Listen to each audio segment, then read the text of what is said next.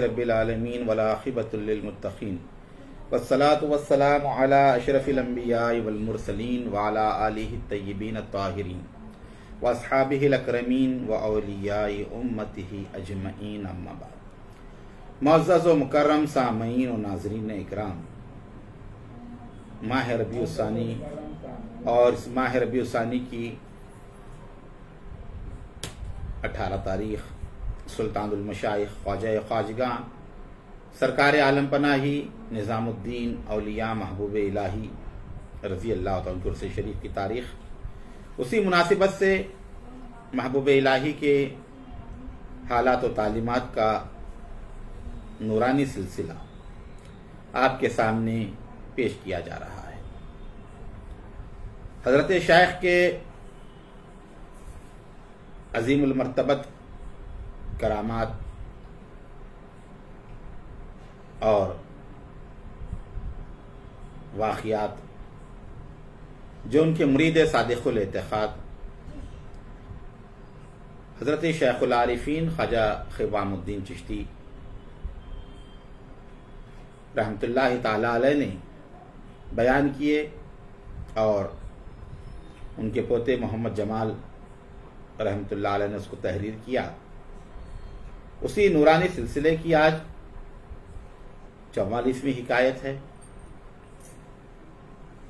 جس میں بیان کیا جاتا ہے ایک دن سلطان المشائخ نظام الدین اولیاء محبوب الہی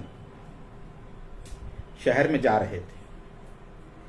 راستے میں ایک برہمن کھڑا تھا جو اس کام میں کامل حال اور مشہوری رکھتا تھا، جو بہت ریاضت اور مجاہدہ کر چکا تھا۔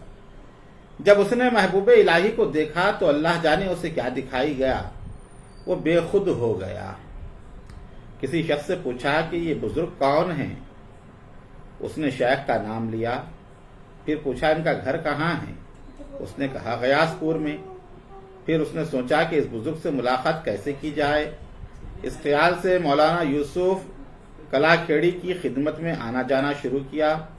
چند روز کے بعد اس نے مولانا یوسف سے پوچھا کہ آپ ہر ہفتے میں ایک دن رات کے لیے غائب ہو جاتے ہیں، یہ بات کیا ہے؟ مولانا نے کہا ہمارے ایک شیخ ہیں، ہر ہفتہ ایک دن اور رات ہم ان کی خدمت میں گزارتے ہیں۔ اس برہمن نے کہا کیا یہ ممکن ہے کہ آپ اپنے شیخ سے میری ملاقات کرا دیں گے؟ مولانا نے یہ بات منظور کر لی، اسے شیخ کی خدمت میں لے آئے، پہلے اسے دہلیز پر چھوڑا اور خود محبوب الہی کی خدمت میں گئے۔ اس وقت خواجہ محمد امام شیخ کے پاس بیٹھے ہوئے تھے۔ مولانا کو حکم ہوا بیٹھ جائیں۔ مولانا یوسف بیٹھ گئے، پھر اس برہمن کی درخواست پیش کی۔ محبوب الہی نے فرمایا انہیں اندر بلا لو۔ جب وہ برہمن سامنے آیا، ادب سے سر جھکا کر بیٹھ گیا اور مراقبے میں چلا گیا، مشغول ہو گیا۔ محبوب الہی نے خواجہ محمد امام کی طرف دیکھا اور فرمایا یہ شخص مشغول ہو گیا۔ کچھ دیر تک وہ اسی حالت میں رہا، پھر مراقبے سے سر اٹھایا، زمین بوس ہوا اور واپس چلا گیا۔ مولانا یوسف حیران ہوئے کہ اس شخص کو میں کہاں لے آیا کہ اس نے تو نہ کوئی بات بھی نہ کی، اٹھ کر چل دیا۔ محبوب الہی نے مولانا کی طرف رخ کیا اور مسکرا کر فرمایا مولانا اس قوم میں ایسے بھی لوگ ہیں۔ جب صبح کو مولانا اپنے گھر آئے تو وہ برہمن بھی مولانا کی خدمت میں آیا۔ مولانا نے اس سے کہا تم نے یہ کیا کیا کہ شیخ کے سامنے مراقبے میں چلے گئے اور کوئی بات نہ کی، یوں ہی واپس آ گئے؟ برہمن نے کہا میں کیا بات کرتا، میں مشغول ہو گیا اور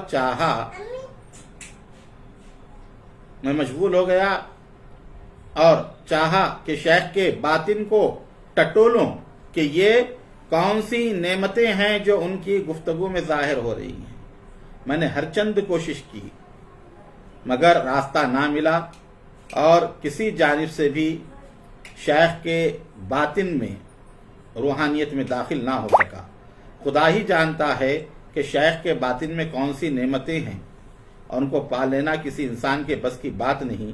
جب میں نے یہ دیکھا حیران ہو گیا کہ کیا بات کروں، یعنی حضرت شیخ کو اللہ نے کیا کیا نعمتیں دی ہیں اور کیا کیا مقام دیا ہے یہ میں جان ہی نہیں سکتا۔ پھر اس کے بعد اور ایک حکایت ہے، 45ویں حکایت۔ جس زمانے میں سلطان علاء الدین خلجی رحمۃ اللہ تعالی علیہ نے یہ فرمان نکالا کہ کوئی غلام ولایت بالا یعنی افغانستان کے علاقے کی جانب نہ لے جایا جائے۔ خطلق خواجہ نے بھی کہا کہ کوئی گھوڑا ہندوستان کی طرف نہ لے جائیں۔ ابھی علاء الدین خلجی نے یہ کہا کہ کسی غلام کو ادھر نہ لے جاؤ، تو وہاں کا جو حاکم تھا خطلق اس نے بھی کہا کہ کوئی گھوڑے وغیرہ ہندوستان کی طرف نہ جائیں، نہ بیچے جائیں۔ اس زمانے میں ایک شخص یہاں سے گیا، وہاں چند گھوڑے خریدے اور چاہا کہ کسی ہیلے بہانے سے اس طرف لے جائے۔ اسے دیکھ لیا گیا اور گرفتار کر کے خطلق خواجہ کے سامنے لے گئے۔ اب ایک شخص نے ہمت کی، جیسے ہوتا ہے لوگ جو ہے اگر کوئی قانونی پابندیاں ہوں پھر بھی کوشش کرتے ہیں تجارت وغیرہ کرنے کی، لیگل کام کرتے ہیں، تو وہاں پر جو رکا دیا گیا تھا کوئی نہیں جانا، لیکن یہ کیا کرا ہے کوشش کر کے جو گھوڑے جو ہے لے جانے کے لیے اس نے تیاری کی، لیکن پکڑا گیا، گرفتار ہو گیا۔ اب گرفتار ہونے کے بعد کیا ہوا کہ اسے خطلق خواجہ کے سامنے لے گئے۔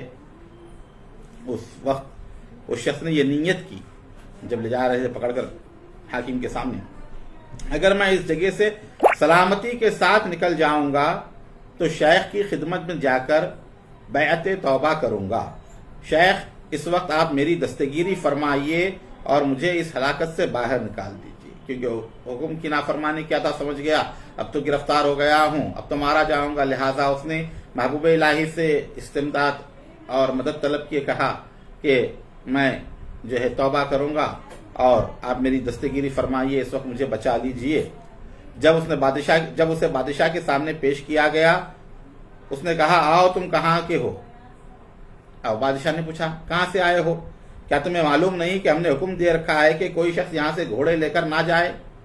اس نے کہا میں غیاث پور کا رہنے والا ہوں۔ اب جو محبوب الہی کی جہاں پر خانقاہ تھی، شیخ الاسلام نظام الدین اولیاء کے خدمتگاروں میں سے ہوں۔ کہا کہ میں حضرت کا خدمتگار ہوں، غیاث پور کا رہنے والا ہوں۔ خطلق خواجہ نے جب خدمت شیخ کا نام سنا تو سر نیچے جھکا لیا۔ اب جب محبوب الہی کا نام آ گیا تو حاکم نے کیا کیا، سر کو جھکا لیا۔ کچھ دیر کے بعد سر اٹھایا اور وزیر سے کہا یہ ایسے شخص کا نام لے رہا ہے کہ ہمارا اس پر کچھ بس نہ چل سکتا سوائے کرم کرنے کے۔ اب ہم کا نام آ گیا، اب ہم کیا کر سکتے ہیں، کیونکہ جنگ کیلی کے دن اس بزرگ نے 3 بار میری طرف عصا پھینکا تھا.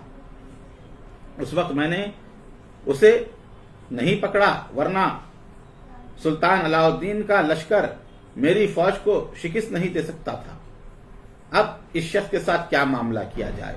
وزیر نے کہا جو کچھ بادشاہ جانتے ہیں ہم نہیں جانتے. وہ بادشاہ کے ساتھ معاملہ ہوا تھا کسی جنگ میں. اس موقع پر تو سوائے مرحمت کے کچھ نہیں ہو سکتا. بادشاہ نے فرمایا کہ اسے خلعت دیا جائے، پہننے کا لباس شاہی طور پر جو دیتے تھے، اور جتنے گھوڑے اس نے خریدے ہیں اتنے ہی دوسرے گھوڑے خاص شاہی استبل سے اسے بطور انعام دیے جائیں. ایسا ہی کیا گیا. وہ جتنے گھوڑے لے جا رہا تھا بیچنے کے لیے ہندوستان کی طرف آ رہا تھا، کہا کہ استبل سے جو ہے اس کو گھوڑے دے دو اتنے ہی،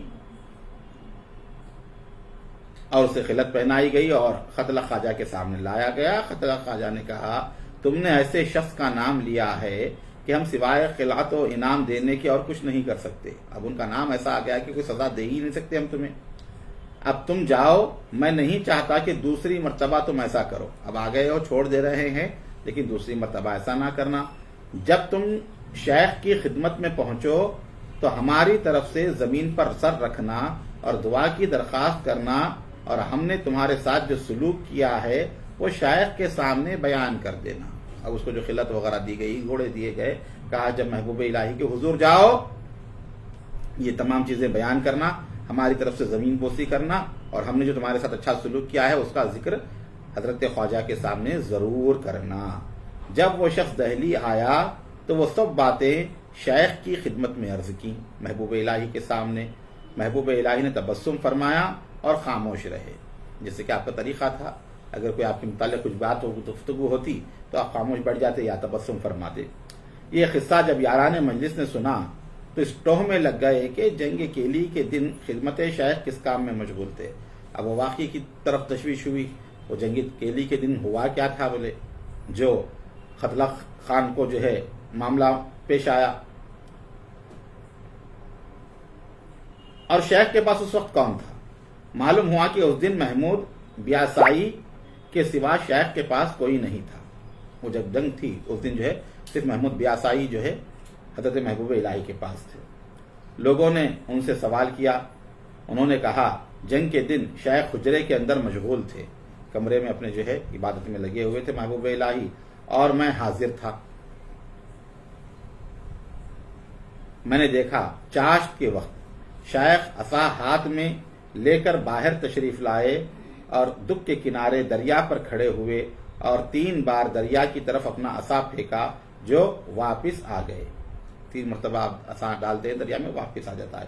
لوگوں کو اس شخص کی حکایت کی تصدیق حاصل ہو گئی کہ حضرت نے جو ہے اس طرح جو ہے امداد کی تھی. تو یہ تھا سلطان المشائخ کے متعلق حکایات کا 4تھا باب، جس میں بڑے بڑے جو ہے حضرات کا حضرت شیخ سے رجوع ہونا، التجا کرنا، یہ تمام چیزیں تھیں. اور اس کے بعد جو ہے 5واں باب جو ہے جو شروع ہوتا ہے کہ خدمت شیخ کی کرامتوں کا اظہار ہے، اور محبوب الہی اور بعض اصحاب کے جو معاملات تھے یاران اعلیٰ سے، خلفاء سے، مریدین سے یا دیگر بزرگوں سے، اس کے بارے میں بھی جو ہے اس میں حکایت وغیرہ سلسلے وار جو ہے بیان کی گئی ہیں. اور یہ بھی ایک اچھا طویل جو ہے چیپٹر ہے اس کا، اور اس کا باب ہے. یہ سلسلہ انشاءاللہ المستعان چلتا رہے گا. اللہ تعالی ہم تمام کو بزرگان دین کی سچی محبت، اطاعت اور اتباع نصیب فرمائیں، اور خواجگان چشت اہل بہشت کے عظیم المرتبت تعلیمات پر عمل کرنے کی توفیق عطا فرمائیں.